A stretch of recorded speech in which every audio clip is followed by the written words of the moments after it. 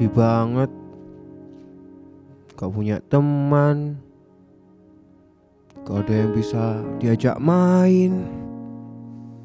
Kenapa sih mereka gak mau berteman sama aku?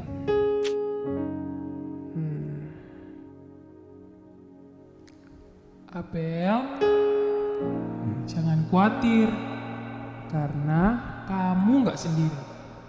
Ada aku di sini. Iya ya, harusnya aku tahu kalau Tuhan itu selalu bersama dengan aku. Kalau Tuhan itu adalah teman yang setia. Wah, sekarang aku mau memuji Dia. Aku mau menyembah Dia, bersyukur karena kasihnya, karena kesetiaannya buat aku. Adik-adik semua yang di rumah, yuk sama-sama kita bernyanyi ya. Kita mau bersyukur karena Tuhan adalah teman kita yang setia.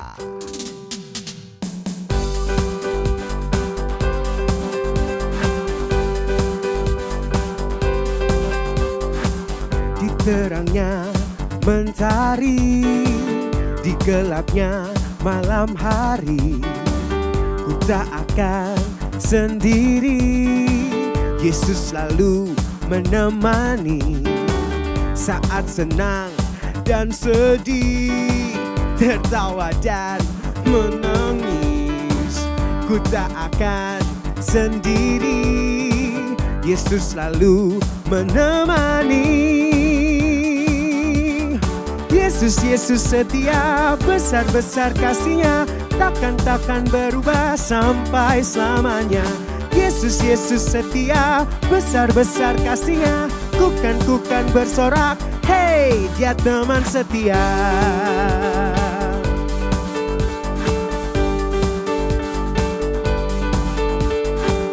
Di terangnya mentari, di gelapnya malam hari, ku tak akan sendiri. Yesus selalu menemani saat senang dan sedih, tertawa dan menangis. Ku tak akan sendiri, Yesus selalu menemani. Come on! Yesus setia, besar-besar kasihnya, takkan berubah sampai selamanya. Yesus setia, besar-besar kasihnya, kukan bersorak, hey, Dia teman setia. Sekali lagi katakan, Yesus setia, besar-besar kasihnya, takkan berubah sampai selamanya. Yesus setia, besar-besar kasihnya, kukan bersorak, hey, Dia teman setia. Dia teman setia, Dia teman setia. Sebelum mendengarkan firman Tuhan, mari kita sama-sama merenungkan kasih setia Tuhan kepada setiap kita.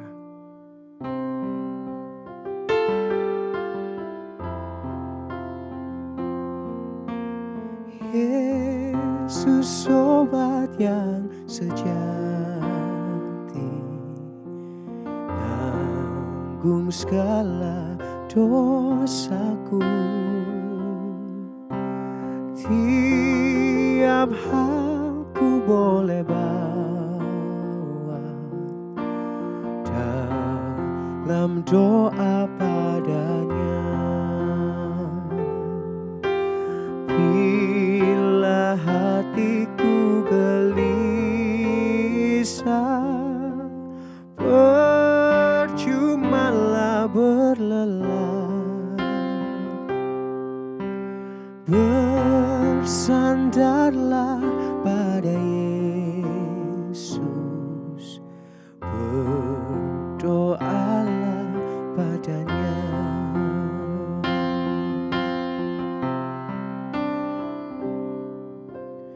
Bila ada pencobaan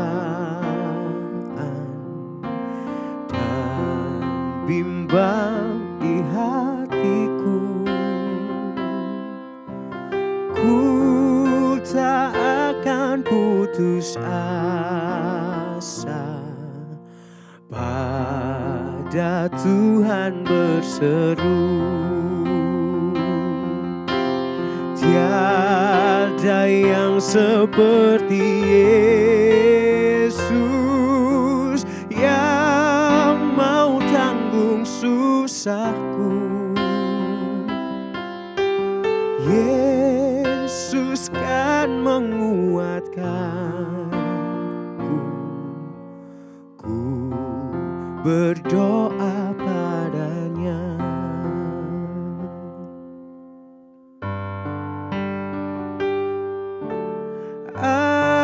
Adakah hatimu susah, lelah karena beban berat? Yesuslah penolong kita, berdoalah padanya. Walau kawan tinggalkanmu, datanglah kepadanya, dan di dalam pelukannya hatimu sentosalah. Dan di dalam pelukannya hatimu sentosalah.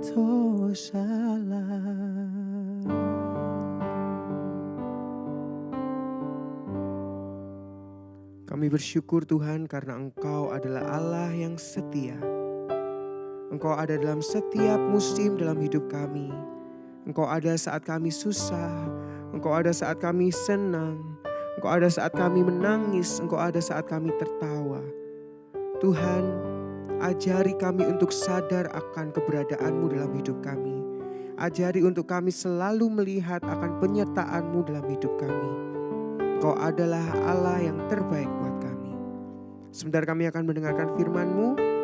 Ajar kami untuk bisa duduk dengan tenang dan kami bisa mendengarkan firman-Mu dan juga kami bisa melakukannya dalam kehidupan kami. Terima kasih Tuhan Yesus, hanya di dalam nama Tuhan Yesus kami berdoa. Amin. Halo adik-adik, sebelum mendengarkan firman Tuhan jangan lupa untuk siapkan Alkitabnya ya. Firman indah, firman ajaib, firman memberi hidup. Beautiful word, wonderful word of life. Selamat mendengarkan firman Tuhan. Halo adik-adik. Wah, kalian tahu nggak? Kita diciptakan Tuhan untuk hidup bersama orang lain. Kita tidak diciptakan Tuhan untuk hidup sendirian. Nah, kakak mau cerita nih, waktu kakak SD, kakak punya sahabat yang baik. Nah, kita sering makan bersama, main bersama, ikut lomba bersama.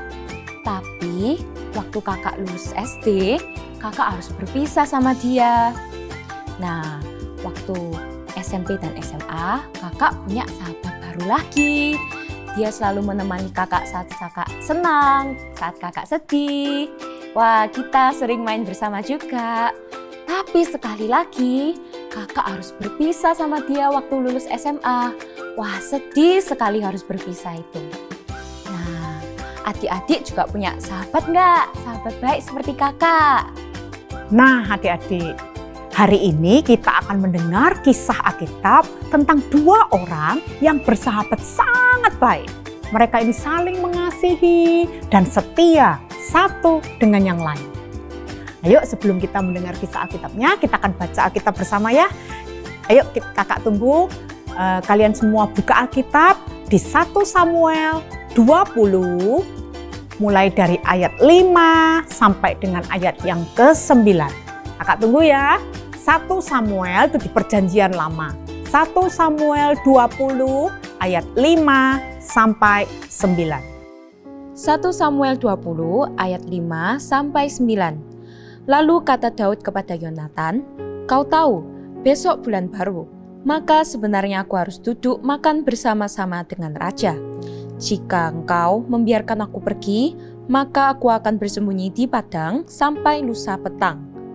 Apabila ayahmu menanyakan aku, haruslah kau katakan, Daud telah meminta dengan sangat kepadaku untuk pergi dengan segera ke Bethlehem, kotanya, karena di sana ada upacara pengorbanan tahunan bagi segenap kaumnya. Jika begini dikatakannya, baiklah, maka hambamu ini selamat. Tetapi jika amarahnya bangkit dengan segera, ketahuilah bahwa ia telah mengambil keputusan untuk mendatangkan celaka. Jika demikian, tunjukkanlah kesetiaanmu kepada hambamu ini, sebab engkau telah mengikat perjanjian di hadapan Tuhan dengan hambamu ini. Tetapi jika ada kesalahan padaku, engkau sendirilah membunuh aku. Mengapa engkau harus menyerahkan aku kepada ayahmu? Tetapi jawab Yonatan, jauhlah yang demikian itu, sebab jika aku ketahui dengan pasti bahwa ayahku telah mengambil keputusan untuk mendatangkan celaka kepadamu, masakan aku tidak memberitahukannya kepadamu? Saat Daud bekerja di dekat Raja Saul, dia melihat sikap Saul tidak lagi ramah kepada dia. Rupanya Raja Saul iri melihat Daud disukai oleh banyak orang Israel. Daud tahu hidupnya dalam bahaya karena raja yang berkuasa itu menginginkan dia untuk mati. Nah, maka Daud segera pergi kepada Yonatan untuk minta bantuan. Yonatan adalah putra Raja Saul. Sekalipun demikian, Yonatan sangat menyukai Daud dan menjadi sahabat baik bagi Daud. Daud pergi menemui sahabat baiknya Yonatan dan minta bantuan. Yonatan dan Daud diam-diam bertemu di sebuah ladang jauh dari istana raja.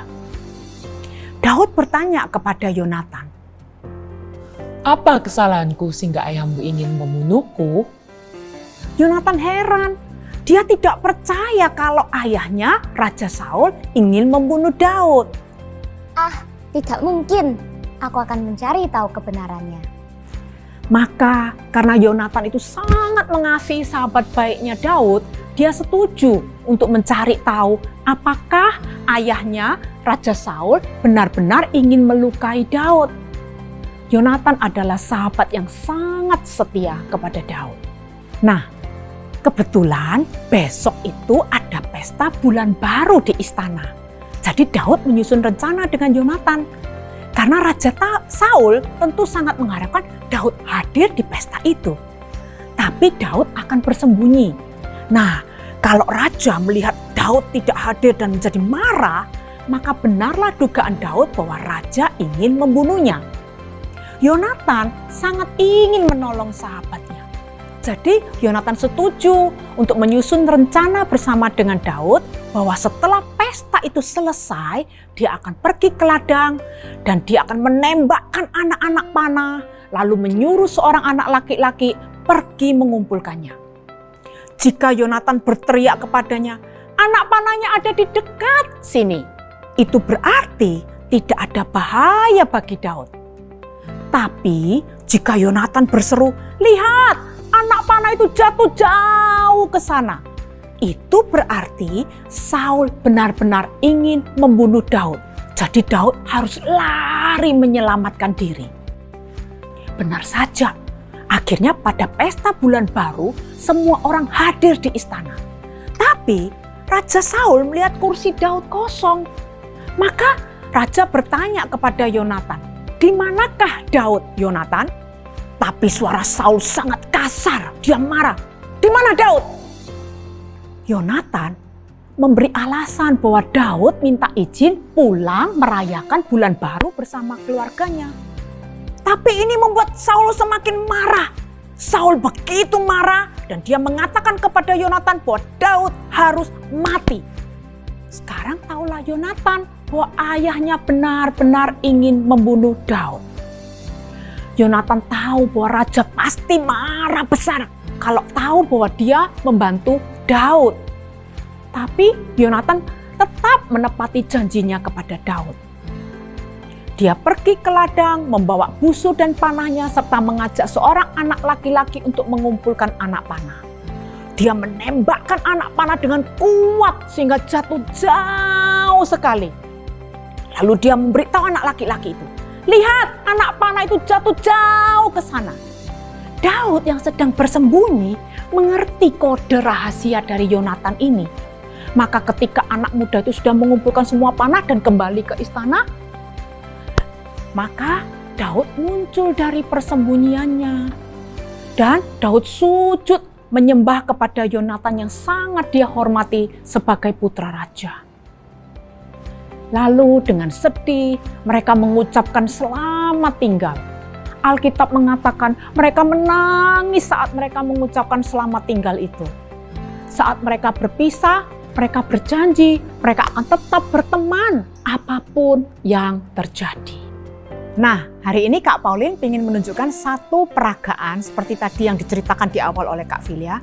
Kita semua ini diciptakan oleh Tuhan untuk hidup dengan sesama kita. Kita tidak bisa hidup sendirian. Nah, kita semua suka berteman, kita bahagia waktu kita punya sahabat baik. Nah, untuk punya sahabat baik, biasanya kita perlu bersikap manis sama orang. Kita suka menolong, kita perlu bersikap ramah, bersikap jujur, baru banyak orang suka sama kita. Lalu mau berteman dengan kita. Coba perhatikan apa yang Kak Filia lakukan. Nah, waktu kita bersikap manis, bersikap baik, kita punya banyak teman. Nah, lihat. Kita senang waktu kita punya banyak teman. Nah, tapi masalahnya kita tidak bisa selalu bersikap baik, bersikap manis. Ada kalanya kita ingin menjengkelkan. Ada kalanya kita tidak suka menolong sahabat kita. Ada kalanya kita berbuat jahat kepada sahabat kita. Maka akan banyak sahabat yang meninggalkan kita. Nah, adik-adik, kita semua membutuhkan seorang sahabat yang setia dalam hidup kita. Kita semua ingin punya sahabat yang selalu mengasihi kita, baik waktu kita menyenangkan atau waktu kita menjengkelkan. Sahabat yang tidak akan pernah meninggalkan kita di saat yang baik atau yang tidak baik. Sahabat yang selalu memberi nasihat terbaik bagi kita. Sahabat yang kita miliki di dunia ini, sayangnya tidak bisa selamanya bersama kita. Kadang kita harus berpisah karena pindah sekolah atau pindah rumah. Kadang kita juga berpisah karena ada pertengkaran. Kadang kita berpisah karena punya teman baru. Jadi sahabat di dunia ini hanya sementara. Tapi ada kabar baik loh bagimu. Yesus menawarkan diri untuk menjadi sahabat kita selamanya. Yesus tidak akan pernah meninggalkan kita. Yesus tahu semua yang buruk tentang kita, yang orang lain bahkan tidak tahu. Tapi Yesus tetap mengasihi kita apa adanya dan mau jadi sahabat kita selamanya. Dalam Yohanes 15 ayat 13 Yesus berkata, kasih terbesar yang dapat ditunjukkan oleh seseorang adalah memberikan hidupnya untuk sahabat-sahabatnya. Itu artinya Yesus menunjukkan kasih terbesar bagi kita ketika dia menyerahkan hidupnya agar kita diselamatkan dari hukuman dosa. Yesus mati menggantikan kita, sahabatnya yang tidak baik ini. Tapi Yesus tidak mati selamanya. Yesus bangkit di hari yang ketiga. Kita menjadi sahabat Yesus karena pengorbanannya yang besar bagi kita. Padahal Yesus adalah putra Allah yang duduk di atas tahta surga. Kita ini tidak pantas bersahabat dengan Dia yang menciptakan dan memelihara alam semesta. Dan tidak ada cara bagi kita untuk bisa jadi sahabatnya. Tapi Yesus mencari kita. Yesus mau menjadikan kita sahabatnya untuk selama-lamanya. Sungguh hadiah yang luar biasa. Satu-satunya respon terhadap pengorbanan Yesus adalah kita juga mengasihi Dia sebagai sahabat kita yang terbaik. Sahabat kita Yesus juga berkuasa mengubah hati dan pikiran kita yang berdosa untuk mempunyai pikirannya yang kudus, yang mulia. Sehingga dengan demikian orang lain juga ingin menjadi sahabat-sahabat Yesus. Adik-adik, Yesus adalah sahabat kita selama-lamanya. Dia tidak akan pernah meninggalkan kita karena dia tinggal di dalam kita. Dia akan selalu menemani dan menasehati kita sampai hidup kita di dunia ini selesai dan kita berjumpa dengan dia di surga. Maukah kamu menjadi sahabatnya? Ayo adik-adik, Kak Pauline ajak kalian merenungkan betapa besar kasih Allah yang menjadikan kita sahabatnya. Kita berdoa, ya. Semua ikuti Kak Pauline berdoa. Terima kasih Tuhan Yesus, walaupun Engkau adalah Raja surga yang begitu kudus dan mulia, dan kami ini tidak pantas menjadi sahabat-sahabat-Mu, tapi Engkau datang mencari kami dan menjadikan kami sahabat-sahabat-Mu dengan menyerahkan nyawa-Mu bagi kami. Tolonglah kami Tuhan, kami mau menjadi sahabat-Mu dan ubahlah hati dan pikiran kami sehingga menjadi kudus dan mulia seperti hati dan pikiran-Mu. Sehingga melalui kehidupan kami, orang lain juga ingin menjadi sahabat-sahabat-Mu. Terima kasih Tuhan Yesus, di dalam nama Tuhan Yesus kami berdoa. Semua katakan amin. Nah, sekarang kita akan menghafalkan ayat hafalan bersama. Ya, Kak Pauline percaya ini minggu terakhir di bulan Mei, adik-adik semua pasti sudah menghafal ayat ini dengan sangat baik. Kita mulai ya. Yohanes 14 ayat 15. Kata Yesus, "Jika kamu mengasihi aku, kamu akan menuruti semua perintahku." Sekali lagi ya. Yohanes 14 ayat yang ke-15. Kata Yesus, "Jika kamu mengasihi aku, kamu akan menuruti semua perintahku." Now we will memorize it in English. John 14, verse 15. Jesus says, "If you love me, you will do the things I command." One more time. John 14, verse 15. Jesus says, "If you love me, you will do the things I command." Nah adik-adik, sebelum kita berpisah, seperti biasa Kak Pauline mengingatkan 4M. M yang pertama, jangan lupa memakai masker. M yang kedua, menjaga jarak. M yang ketiga, mencuci tangan dengan sabun. Dan M yang keempat, yang paling penting, kita perlu membaca semua perintah-perintah dari sahabat kita, yaitu Yesus. Sampai jumpa semuanya. Sampai jumpa. God bless you.